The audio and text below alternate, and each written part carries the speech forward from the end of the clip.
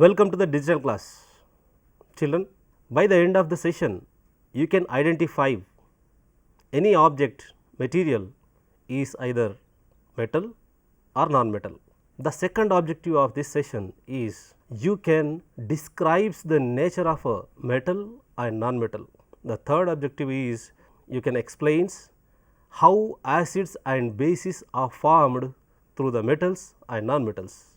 You can learn physical and chemical properties of acids and bases and metals and non-metals. You can differentiate the between acids and bases and metals and non-metals. Children, without any delay, we can go to the content. Are you ready for that? Here is the mind map.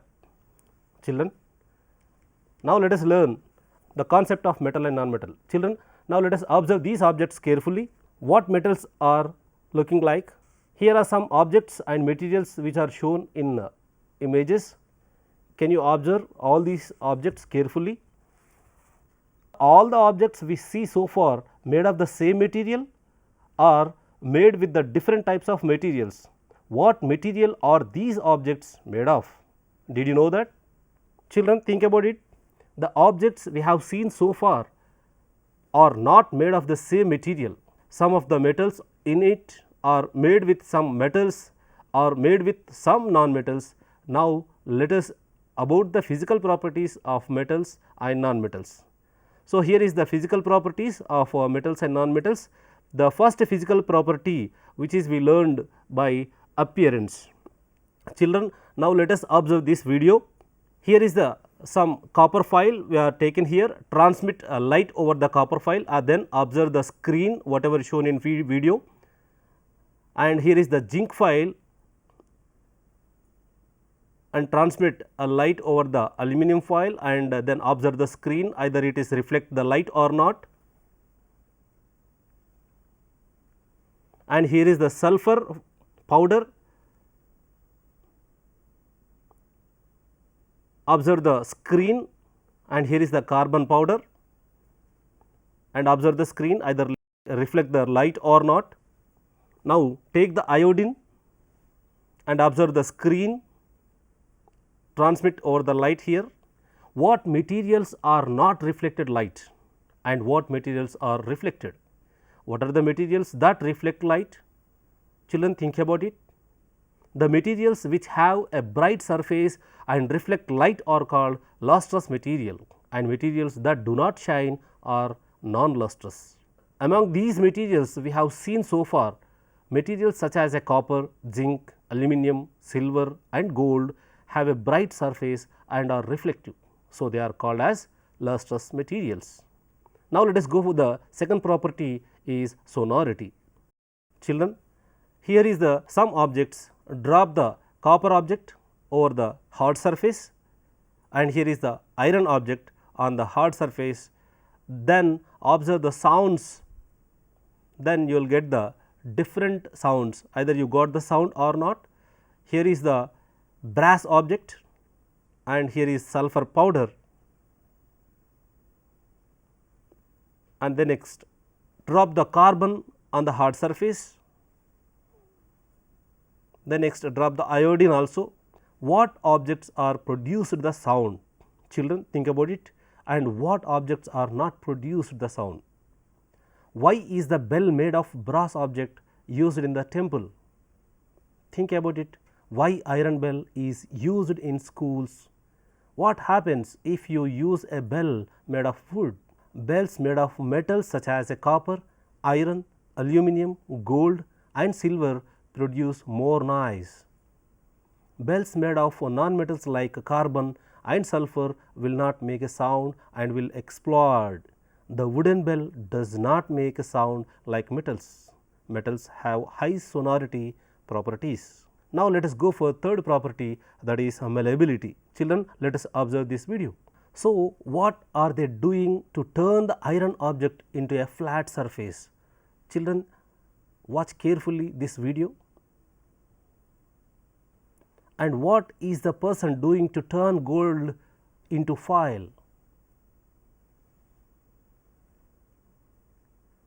what is this person doing to turn silver into foil? Can all materials be stretched into sheets? Let us check. These all metals are converted into sheets. Here is the gold, and this sheet is iron, and it is magnesium plate, and this is silver plate, and here is a zinc plate. These materials which can be flattened into thin sheets are called malleable materials. So, now let us go for the fourth property is ductility. Children, now let us watch the video of ductility. Observe these electrical wires carefully. Children, did you observe these wires before? Yes. What is this person doing to turn silver metal into wire? Did you know this? Look at the video carefully. Can all objects be turned into wires in this way? What materials cannot be converted into wires? Now, let us check which materials are converted into wires. Here is the which metal, did you know this? These are all metals can be stretched into wires. Did you find these materials? You know these? Can you found that? These are all in the shape of wire. Yes, all these metals can be stretched into wires. This is the magnesium ribbon. The metals such as iron, gold, zinc and silver can be stretched into wires. The property of drawing a material to make a fine wires is called ductility. So, this is the property of ductility of metals. Now, let us go the fifth property of electric conductivity of metals and non-metals. Children, observe this video carefully. Already you did this experiment. Here is the required material: bulb, clips, battery, connecting wires, which are shown in the video. So, close the circuit using different plates and powders. Observe whether the bulb glow or not. Here is the in between the circuit, in between the clips we are added different types of plates of metals. Here is the iron and zinc, copper. So, either bulb glow or not. Here is the plate of zinc plate. We are inserted in between the two clips. The bulb glows. Now, let us insert a plate which is a magnesium plate. So, here also bulb glows and passes through the electricity of this sheet. Now, let us insert different plates. Now, here is the close the circuit with the copper plate. Observe whether the bulb glows. Yes, it is a bulb glow here. Children, observe this video and plates in between inserted in two clips. Yes, here is the iron rod, iron wire between these two clips. This wire allows the electricity, and here is the wooden, but this wood is not allows the electricity, that is why the bulb is not glown. So, can you note this all these materials which are glowing electricity, which are passes through the electricity, and some material which are not passes through the electricity. Now, add a plastic in between two clips. Here also not accepting the electricity. Children, observe carefully. Now, let us close the circuit using rubber. Children, is it accepting the electricity to pass through the electricity? No. Observe this video carefully. Why can't passes through the electricity some of the materials? here is the different materials we are using inserted between the two clips. This is the carbon plate. Children, think about it, why these materials are not passes electricity through them. Now, close the circuit using different powders. Here is the carbon powder we are using here. Children, observe carefully. So, here is the carbon is a non-metal. You know that why? Because the first property lustrous and the second property is a ductility and the third property is malleability and the fourth property is sonority. These four properties are not accepting carbon. So, the first property which is accepting carbon is that is conducting through the wire. If it is a non-metal, then only every metal which is passed through the current, but here is the carbon, but it is a non-metal, still it is passes through the electricity through them. Can you think why it is accepting the electricity? Because carbon has a different nature of atom.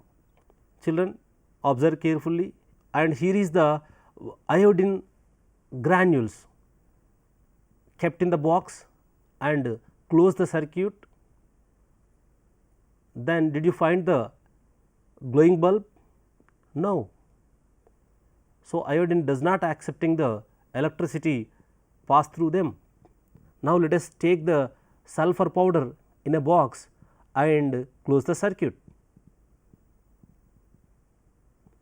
Did you pass the current through the sulfur? No. In which material that allow electricity to pass through them? In which materials that does not allow electricity to pass through them? Here, when the materials like zinc, aluminum, magnesium, iron, copper and carbon that are allow electricity to pass through them and make the bulb to glow, these materials are called conductors. And here is the when the materials like wood, rubber, paper, plastic, iodine and sulfur that are not allow electricity to pass through them and does not make the bulb to glow, these materials are called as insulators. Children, you know the difference between these two. Now, let us learn the sixth property of heat conduction, conductivity of heat. Now, let us observe this video carefully. Here is the take an iron rod and stick pins on it with the help of wax. Now, fix the rod to a stand like whatever you shown in video and heat one end of the rod with the spirit lamp and see how pins fall off. So, why are the attached metal rods clips falling down? You know that yes, this activity clearly shows that heat moves from one end of the iron rod to the other.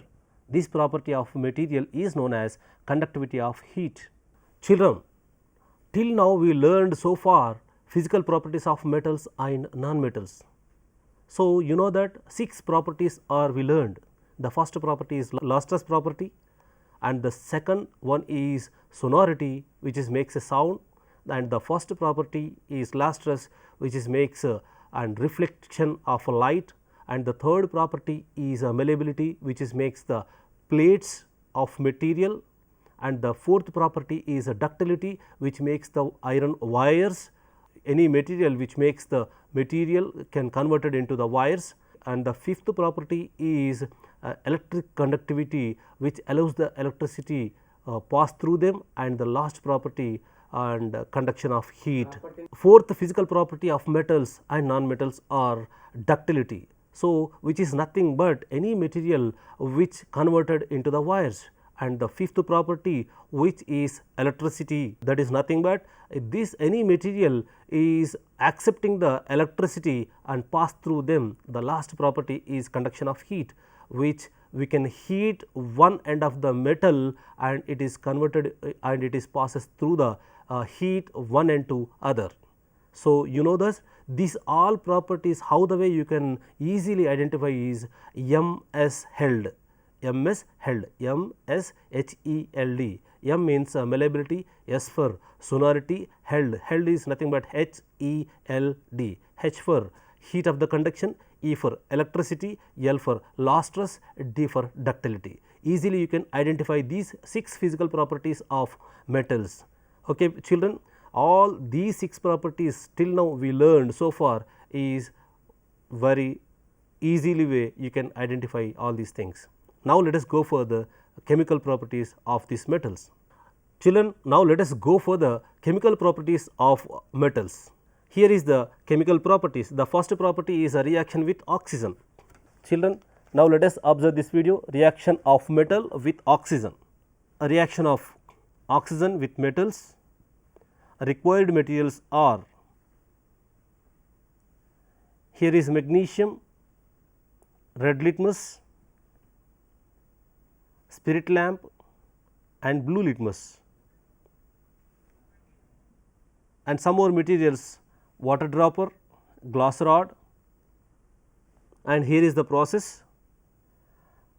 Take a small strip of magnesium and note its appearance and lit the spirit lamp like this and burn it.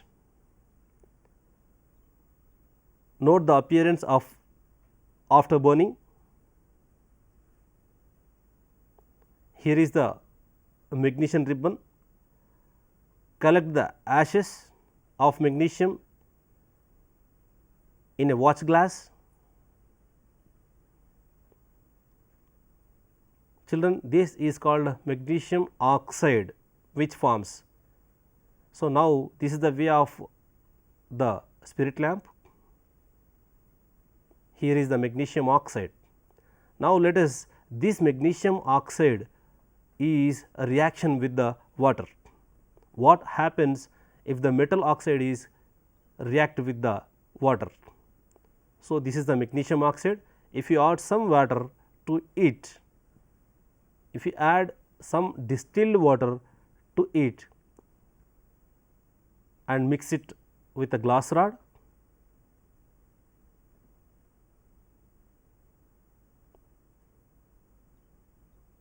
children, observe this video and then test with the red litmus. Test the solution with the help of red litmus. Children, think about it, either this red litmus is converted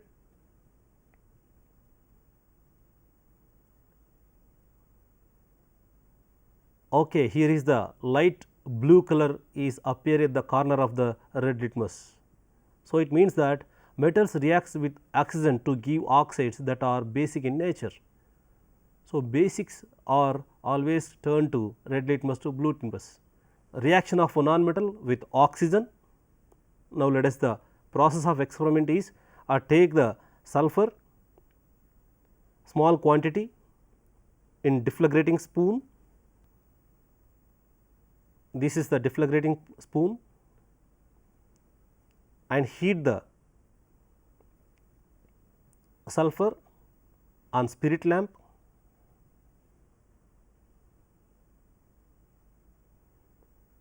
Children, be cautious, do not inhale furnace, they are harmful. The fumes here are harmful to you, and then as soon as sulfur starts burning, introduce the spoon into the glass jar or tumbler, cover the tumbler with the lid of ensure that the gas produced does not escape, and remove the spoon. Then now let us add the, this is the reaction of non-metal oxide. If you add some water to it, then what happens? Now let us observe. So, remove the spoon after some time and try out. Now, shake it,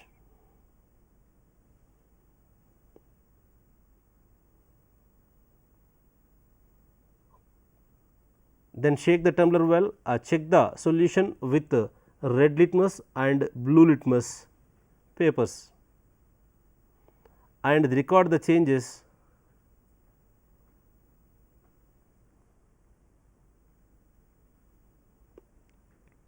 So, children, did you observe red litmus is not converted and here is the blue litmus is converted into red. These two reactions which are did just now, one is red converted into blue and other is blue converted into red.